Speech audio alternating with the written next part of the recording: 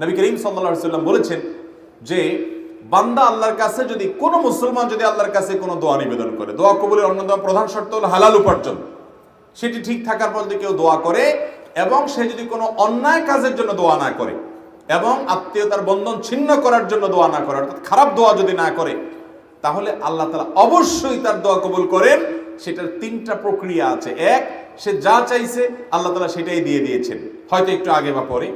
দুই, আল্লাহ তাআলা সে যা চাইছে সেটা দেন নাই, কিন্তু আল্লাহ রাব্বুল আলামিন এর বিনিময়ে তাকে আজর পুরস্কার কিয়ামতে এমন দিবেন যেটা এর চাইতে অনেক বড়। তিন, আল্লাহ রাব্বুল আলামিন তার দোয়াটা যেটা সে চাইছে হুবহু সেটা দেন নাই, কিন্তু আল্লাহ তাআলা তার বিনিময়ে তার এমন ক্ষতি থেকে তাকে হেফাজত করেছেন যেটা সে দোয়ায় উল্লেখ করে নাই।